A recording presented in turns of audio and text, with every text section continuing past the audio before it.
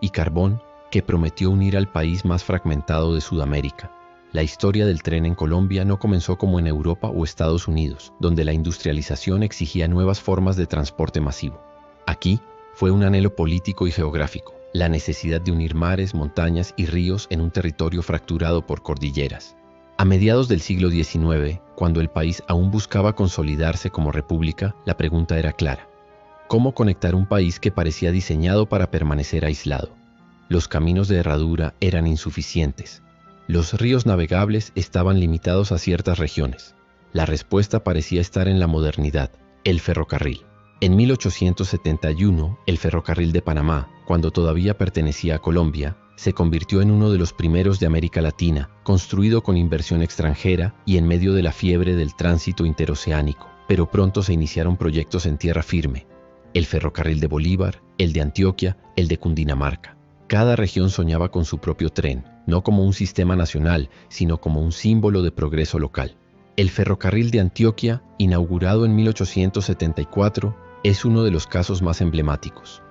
Era una obra titánica: atravesar montañas, abrir túneles, tender puentes sobre ríos caudalosos. Más que un medio de transporte, fue un símbolo de identidad paisa, al punto de que muchos historiadores aseguran que sin él, Medellín nunca habría alcanzado su dinamismo industrial. En Bogotá, el ferrocarril de la Sabana transformó la vida rural y urbana. Permitía a los campesinos llevar sus productos a la capital en cuestión de horas y a los bogotanos salir de la ciudad para descansar en poblaciones cercanas. Los relatos de la época hablan de la fascinación de los niños al ver llegar aquellas máquinas de vapor envueltas en humo y ruido. Pero el país no pensaba en integración nacional. Cada departamento construía lo que podía, como podía, con financiamiento local o extranjero, sin un plan maestro que uniera las piezas.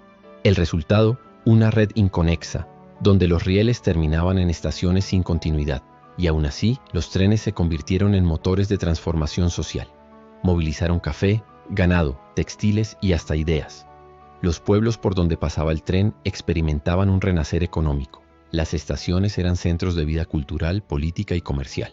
Durante el siglo XX, el ferrocarril fue protagonista en la exportación del café, el llamado grano de oro. En vagones cargados atravesaba valles y montañas hasta llegar a los puertos del Caribe. Desde allí, Colombia se insertaba en la economía mundial. Pero mientras el tren se consolidaba como columna vertebral de la economía cafetera, un enemigo silencioso comenzó a crecer: la carretera y el camión. La llegada del automóvil a Colombia a comienzos del siglo XX abrió nuevas posibilidades. Las carreteras eran más baratas de construir que los rieles, al menos en apariencia. El camión podía ir a cualquier parte, sin necesidad de estaciones, túneles o puentes específicos. El petróleo comenzaba a ser la energía dominante del planeta. Durante la primera mitad del siglo XX, el tren aún resistía, pero las decisiones políticas pronto marcarían su destino. El país no entendió que el ferrocarril no era simplemente un medio de transporte, sino una infraestructura estratégica que podía integrarlo y volverlo competitivo. En los años 40 y 50, mientras en Europa y Asia se expandían trenes eléctricos y de alta velocidad, en Colombia los proyectos ferroviarios se estancaban. La corrupción, los sobrecostos y la falta de un plan nacional convirtieron al sistema en un mosaico de líneas inconexas, frágiles y mal administradas. Lo más grave estaba por venir: el abandono sistemático del tren a partir de la segunda mitad del siglo XX. ¿Por qué un país con una geografía tan difícil, que necesitaba urgentemente un sistema masivo y sostenible de transporte, decidió acabar con sus trenes? ¿Fue un error de cálculo? ¿Una decisión política intencional? ¿O la influencia de intereses externos? Ese es el inicio de un error histórico que hoy nos cuesta caro. Un error que explica por qué, en pleno siglo XXI, Colombia invierte miles de millones intentando recuperar un sistema que alguna vez tuvo y dejó perder: el abandono del hierro y el reino del asfalto. El tren había nacido como promesa de modernidad, pero a mediados del siglo XX, Colombia tomó un giro que marcaría su destino. La historia de cómo el país dejó morir sus ferrocarriles es también la historia de cómo se eligió un modelo de transporte basado en el petróleo, en las carreteras y en el poder de los camiones. A simple vista, era una decisión lógica. El mundo entero entraba en la era del automóvil. Estados Unidos imponía el paradigma del carro particular como símbolo de libertad y progreso. Las carreteras prometían llevar productos y personas a cualquier rincón sin depender de un riel fijo. Y en un país tan montañoso como Colombia, parecía más sencillo abrir trochas de asfalto que sostener costosos túneles, puentes y locomotoras. Pero detrás de esa lógica Había también intereses económicos y políticos que no siempre pensaban en el bien común. Con la llegada de compañías petroleras extranjeras, Colombia comenzó a producir y consumir más gasolina. El automóvil se convirtió en un mercado rentable. Importadores, ensambladoras y transportadores vieron en el tren un competidor incómodo. El lobby de las carreteras y de la industria automotriz ganó fuerza, mientras el tren fue relegado. El camión de carga fue el gran sustituto. Flexible, más fácil de adquirir, capaz de llegar hasta la puerta de las fábricas o de las fincas, se convirtió en el medio preferido para transportar café, textiles, alimentos y mercancías. Pero esa ventaja escondía una trampa. Los camiones saturaban las carreteras, generaban altos costos de mantenimiento y, sobre todo, aumentaban la dependencia del petróleo importado.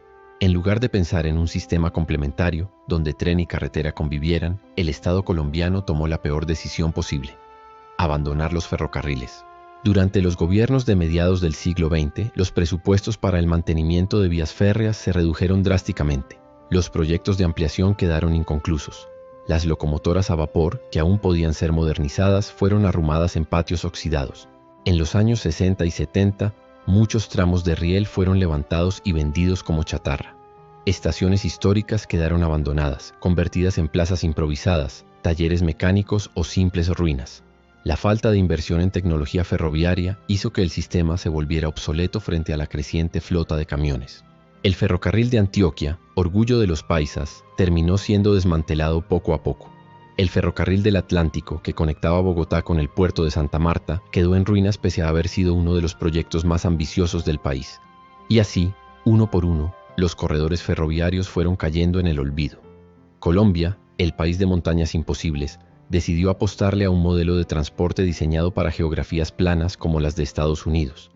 Un error de cálculo histórico que hoy pagamos con sobrecostos, congestión y pérdida de competitividad. Las estaciones fantasma. Viajar hoy por pueblos y ciudades revela las cicatrices del abandono. En Honda, en Bello, en Facatativá, sobreviven estaciones que alguna vez fueron orgullo y centro de la vida social. Hoy muchas son ruinas cubiertas de maleza o museos improvisados que recuerdan un pasado mejor. Los trenes que antes transportaban café, algodón o carbón fueron reemplazados por interminables caravanas de tractomulas que devoran el asfalto. Las imágenes de vagones oxidados tomados por el óxido y la hierba se convirtieron en el retrato de un país que dejó perder su modernidad. El abandono del tren no solo fue un error económico, también fue un error social y ambiental. Económico porque transportar carga por carretera es hasta 3 veces más costoso que hacerlo en tren. Social, porque las regiones más apartadas perdieron la posibilidad de integrarse a un sistema masivo de transporte.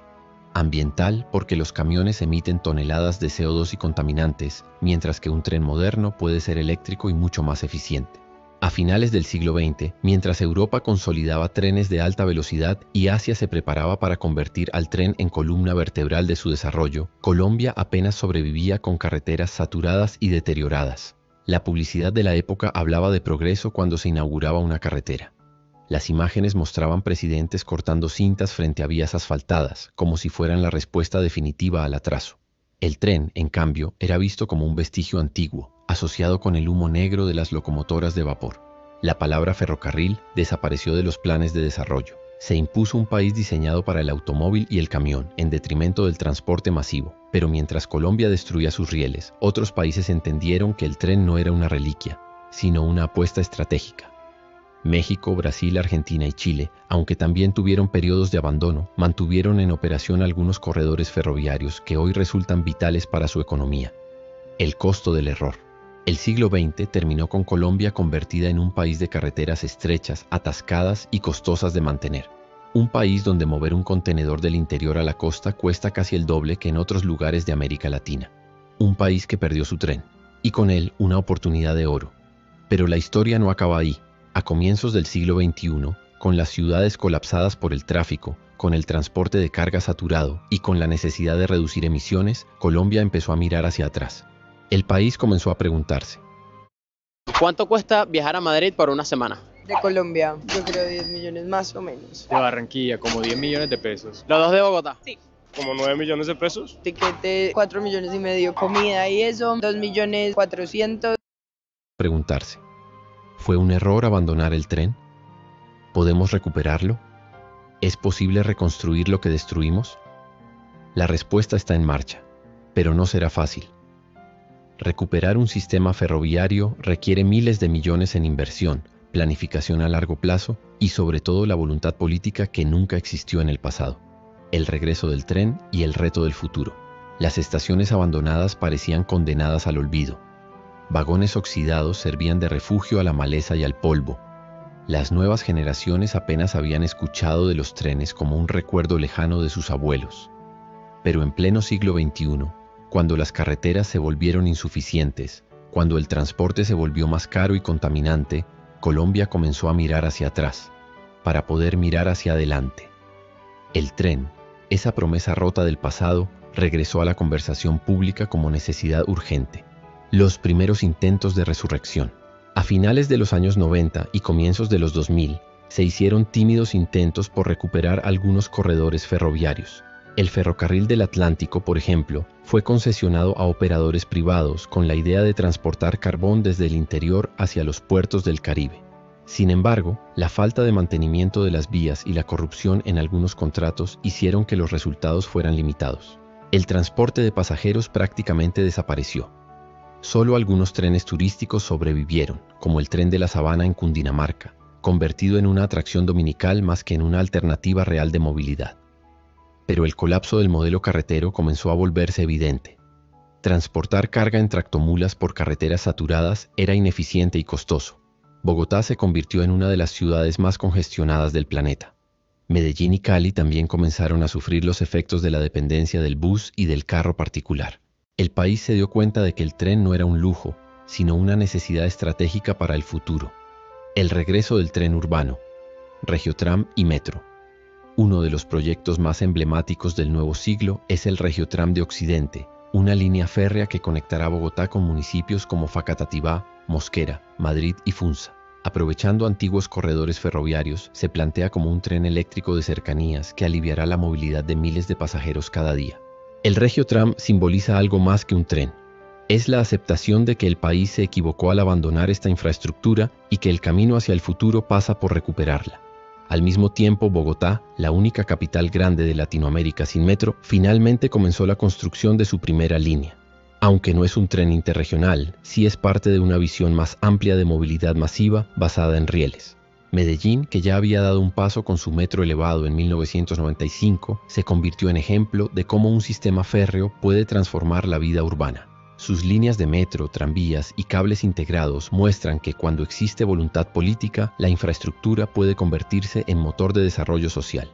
El tren de carga, un reto pendiente. Si bien los trenes urbanos han avanzado, el gran reto sigue siendo el tren de carga. Colombia sigue moviendo más del 90% de su carga pesada en tractomulas, lo que genera enormes costos logísticos. Llevar un contenedor desde Bogotá hasta Buenaventura puede costar más que enviarlo desde Buenaventura hasta Shanghái.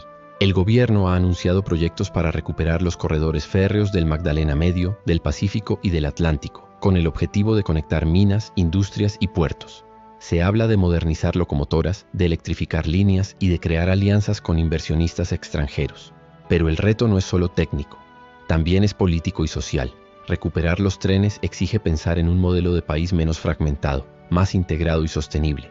El tren como símbolo ambiental. En tiempos de crisis climática, el tren recupera un valor que en el siglo XX parecía invisible, su bajo impacto ambiental. Un tren eléctrico puede transportar la carga de 200 camiones con una fracción de las emisiones contaminantes. En un país como Colombia, que ha firmado compromisos internacionales para reducir su huella de carbono, los ferrocarriles son una herramienta indispensable. En otras palabras, volver al tren ya no es una opción romántica del pasado, es una obligación del futuro, la memoria y la identidad. Oye, pero más allá de lo económico y ambiental, la recuperación del tren toca fibras culturales. Los pueblos que alguna vez tuvieron estaciones ven en estos proyectos una oportunidad de renacer. La memoria de los abuelos que viajaron en tren vuelve a cobrar sentido en las nuevas generaciones. Hay estaciones que han sido restauradas como centros culturales, bibliotecas o museos. En ciudades como Bogotá y Medellín, los viejos rieles han sido resignificados como corredores verdes y ciclovías, recordándonos que allí alguna vez pasó el progreso sobre hierro. ¿Podrá Colombia recuperar lo perdido? La pregunta que queda abierta es si Colombia será capaz de aprender de su error. El país que destruyó su sistema ferroviario ahora debe invertir miles de millones de dólares para reconstruirlo. Una tarea titánica que exige visión a largo plazo, transparencia y continuidad más allá de los ciclos políticos. Si se logra, Colombia podría integrarse de una manera que nunca ha conocido. Unir el Caribe con el Pacífico, conectar los llanos con los Andes, permitir que la economía fluya a través de rieles modernos y sostenibles. Si no se logra, el tren seguirá siendo un símbolo de lo que fuimos capaces de tener y de lo que dejamos perder. El tren es mucho más que un medio de transporte. Es memoria, identidad, sostenibilidad y futuro. Es la oportunidad de reconciliarnos con un error histórico y de pensar en un país distinto. La decisión está en nuestras manos. ¿Seguiremos atados al asfalto, al humo y al atasco? ¿O tendremos la valentía de recuperar el sueño de hierro que alguna vez unió a Colombia? Porque al final los trenes no solo transportan mercancías o pasajeros, transportan futuro.